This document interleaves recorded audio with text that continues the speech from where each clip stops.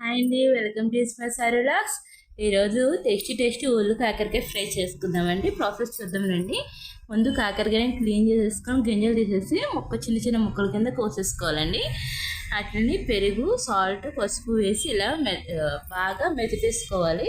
మెదిపేసుకుని పిండేసి మళ్ళీ వాటర్లో ఒకసారి కడిగేసుకుని పక్కకు తీసుకోవాలండి. గట్టిగా పిండేసి చాలా ఈజీ అండి, చాలా టేస్టీగా ఉంటుంది. ఒకసారి ట్రై చేయండి. ప్లీజ్ సబ్స్క్రైబ్ చేయండి, లైక్ చేయండి, షేర్ చేయండి. ఇప్పుడు ఇలా పిసికేసుకుని పక్కన పెట్టుకున్నాక పొయ్యలు గీచి బాండీ పెట్టి ఒక 6-7 ఎల్లుల్లిపాయలు కొట్టేసుకుని ఆయిల్లో వేసుకుందాం అండి. కొంచెం మగ్గాక కరివేపాకు వేసుకుందాం. పసుపు వేసేసుకుని తర్వాత క్లీన్ చేసుకుని కాకరకాయ ముక్కలు వేసేసుకుందామండి.